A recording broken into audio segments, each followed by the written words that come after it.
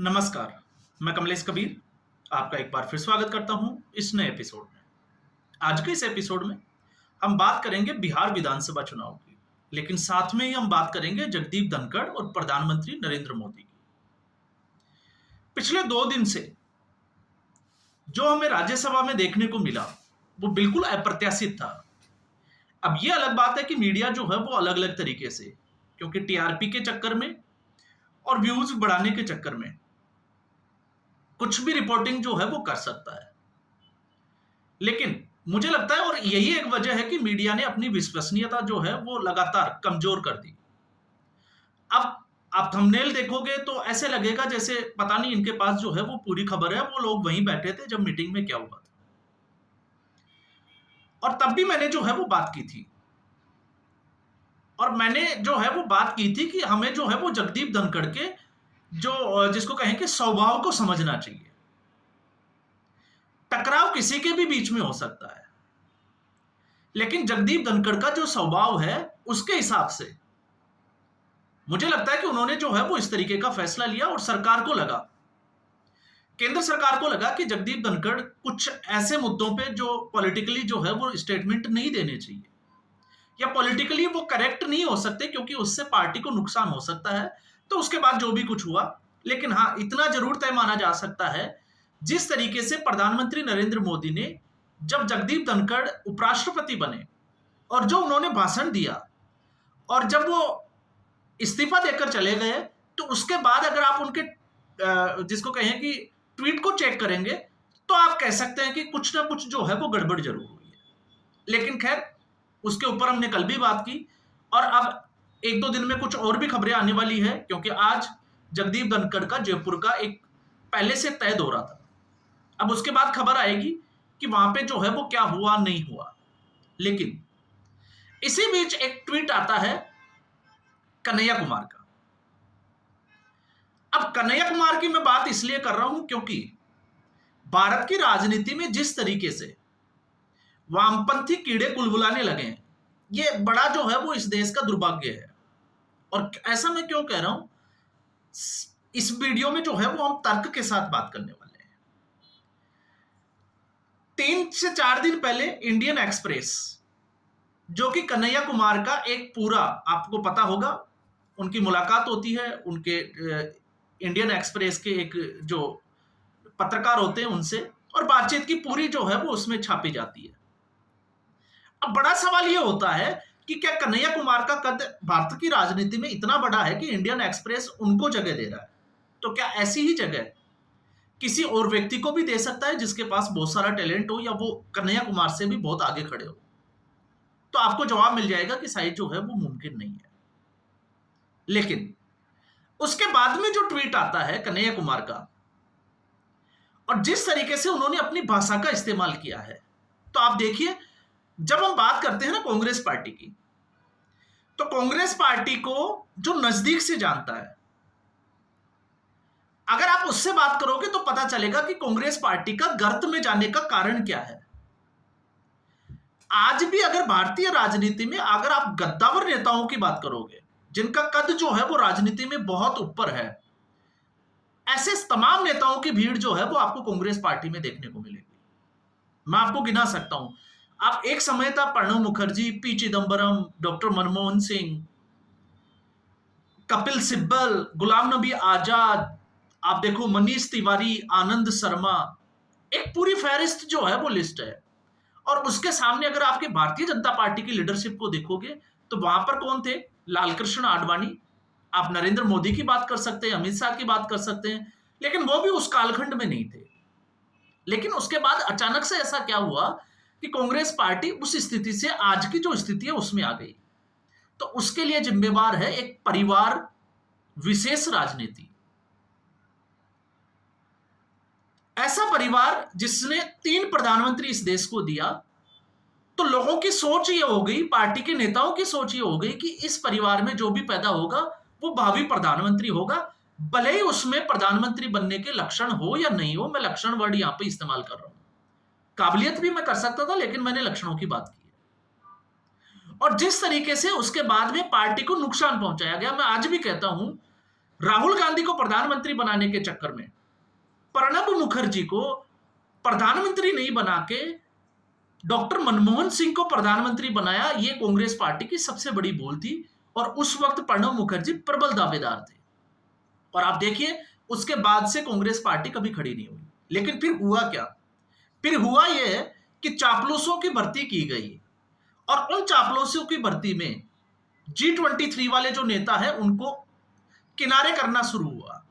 और जैसे ही उनको किनारे करना शुरू हुआ, कांग्रेस पार्टी का हाल क्या हुआ आपने देखा।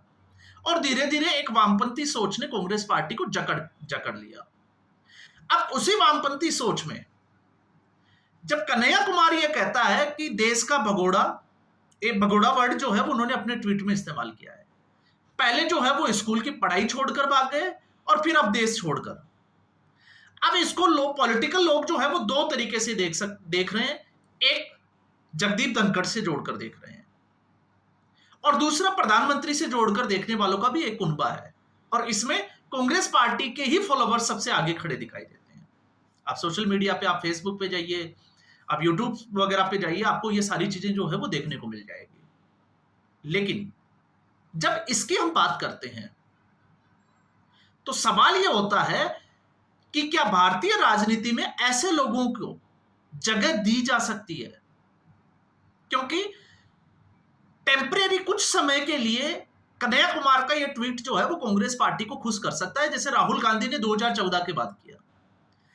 लेकिन अगर आप बड़े समय तक देखोगे तो इसका प्रभाव कितना है?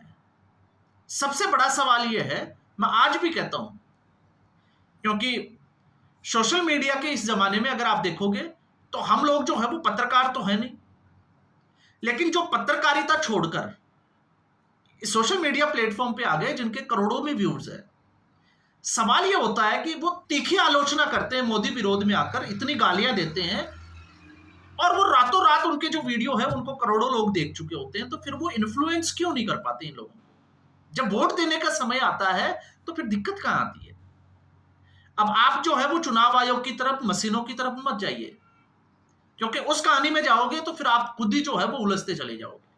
क्यों उलझ जाओगे? क्योंकि आप फिर जो है वो राहुल गांधी की एक बात उठाओगे कि महाराष्ट्र के चुनाव, तो हरियाणा में तो आप लोग जीत ही गए थे, फिर क्या हुआ? लोकसभा चुनाव में क्या हुआ?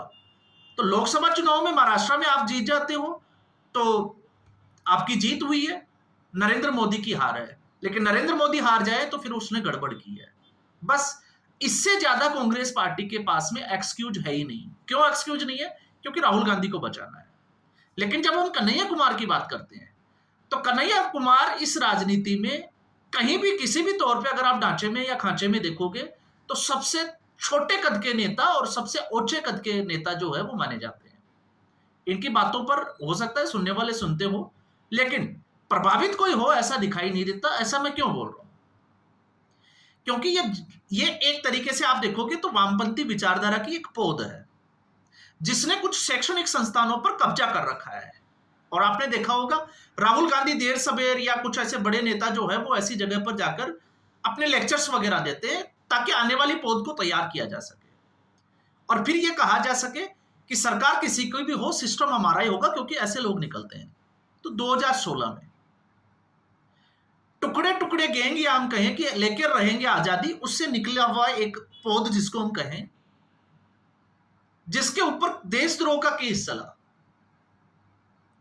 और आपने देखा उसी वक्त 2 साल बाद में कन्हैया कुमार को कैच किया सीपीआईएम ने, कम्युनिस्ट पार्टी ने, और एक बड़े लीडर बने गढ़ में जाने के लिए बेगूसराय विधानसभा चुनाव, आपको पता होगा बिहार का चुनाव लड़ने गए।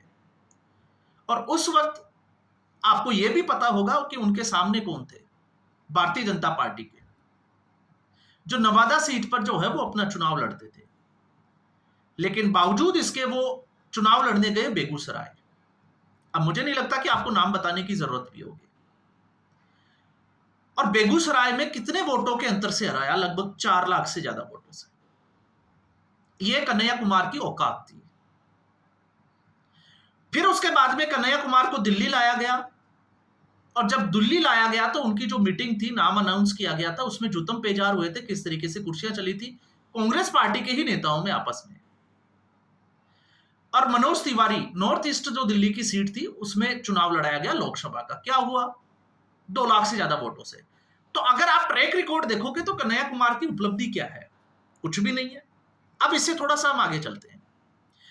जब कन्हैया कुमार इस तरीके का ट्वीट करता है तो इस देश में भगोड़ा कौन हुआ? फिर परिस्थितियां ऐसी हुई कि भगवान राम, रामायण हमने देखी है, पढ़ी भी है, तो उसमें आपको मिलेगा किस तरीके से सीता को जो है वो वनवास के लिए भेज दिया गया। तो क्या भगवान राम जो है वो एक अच्छे राजा नहीं थे या अच्छे राजा साबित नहीं हुए? सवाल तो ये भी है। और जहां बात आती है शिक्षा की, तो कन्हैया कुमार की औकात नहीं है, मुझे नहीं लगता कि वो इस तरीके की बात कर सकता है। जिस तेजस्वी यादव की गोद में अभी खेल रहे हैं उसकी औकात बता दी तेजस्वी यादव ने, एक 9वीं फेल राजनेता ने, गाड़ी में नहीं चढ़ने दिया।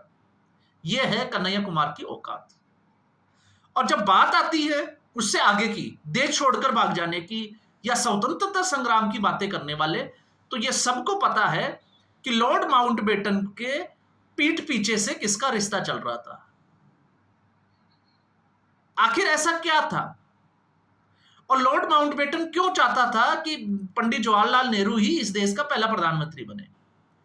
तो कहानियां अगर आपको देखनी है तो मैं आपको एक बुक का नाम बताता हूं, पमेला हिक्स, जो लेडी एडविना और माउंटबेटन की जो बेटी थी, आप उसकी बुक उठाकर देखिए। आपको उसमें एक पेज नंबर 118 से लेकर 200 तक जो है वो आपको बहुत सारी स्टोरियां पढ़ने को मिलेगी। शायद आपको उससे जो है वो अंदाजा लग जाए।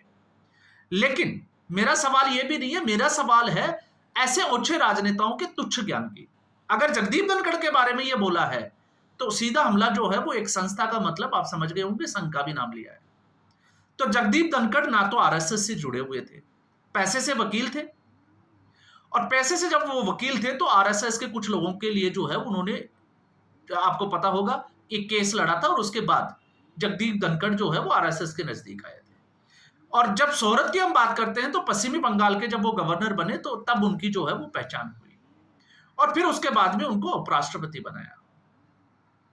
तो ना तो वो जो है वो जगदीप धनखड़ को जानते हैं, ना नरेंद्र मोदी को जानते हैं। नरेंद्र मोदी वह व्यक्ति है इस देश का, जब से उसने कुर्सी पर वो बैठा है आज तक उसको कोई हरा नहीं पाया। मुख्यमंत्री की कुर्सी नरेंद्र मोदी ने खुद छोड़ी थी, और प्रधानमंत्री की कुर्सी भी जो है वो नरेंद्र मोदी अपनी मर्जी से छोड़ेगा। देश की जनता के भरोसे अगर विपक्ष ये देखे कि वो कुर्सी से हट जाएंगे, मुझे नहीं लगता। क्यों नहीं लगता? क्योंकि ऐसी ओछी राजनीति करने वाले लोगों को लंबे समय तक याद रखती है जनता, और जवाब दिया जाता है वोट से। और सबसे बड़ी बात यह है कि अब हम चाहे हमारे कानून की या संविधान की कमजोरी कहे, राजनेताओं को एक छूट दी गई है कि वो किसी के बारे में अनाप शनाप कुछ भी बोल सकते हैं और कुछ भी लिख सकते हैं। आप और हम ऐसा नहीं कर सकते, क्योंकि अगर आप और हम ऐसा करेंगे तो पॉलिटिकल पार्टियां, जिस राज्य में उनकी सरकार है, वो आपको कोर्ट तक घसीट ले जाएगी। तो ये वो व्यक्ति बात कर रहा है जिसकी भारतीय राजनीति में ना कोई पहचान है, और उनके बारे में बात कर रहा है। जिन दोनों लोगों के मैंने नाम लिए, तो आप समझ सकते हैं कि कांग्रेस पार्टी इस हाशिए तक आई है तो यह आई नहीं है, कांग्रेस पार्टी को लाया गया है। और कांग्रेस पार्टी को लाया कौन है? इस तरीके के वामपंथी दीमक जो है वो यहां तक लेकर आ गए। वरना आज भी कुछ ऐसे नेता है, क्योंकि ट्वीट तो कन्हैया कुमार ने शशि थरूर के लिए भी कर रखा है, और अगर आप देखोगे तो शशि थरूर के पैर के नाखून के बराबर कन्हैया कुमार की औकात नहीं है, 4 बार के सांसद। तो सवाल जो है वो बहुत सारे खड़े होते हैं, और ये सोचना जो है वो कांग्रेस को ही है, कांग्रेसियों को ही है, कि आप लोग किसके तलवे चाटते हो, आप किस पर भरोसा करते हो। आप प्रणब मुखर्जी पर भरोसा करते हो, आप पी चिदम्बरम पे करते हो, आप आनंद शर्मा पे, मनीष तिवारी पे, शशि थरूर पर, या फिर कल के जो ये लोग आए हैं जो टुकड़े टुकड़े गैंग से निकल कर आए हैं उसके ऊपर करते हो। और यही एक वजह है कि आज भी कांग्रेस पार्टी उस तरीके से काम नहीं कर पाती। बातें बहुत बड़ी की जाती है, लेकिन कुछ नालायक लोगों की वजह से कांग्रेस पार्टी जो है वो हाशिए पर जाती जा रही है। तो आज के एपिसोड में बस इतना ही। उम्मीद करूंगा वीडियो एपिसोड आपको पसंद आया होगा। वीडियो को लाइक करें, शेयर करें, चैनल जरूर सब्सक्राइब करें। धन्यवाद।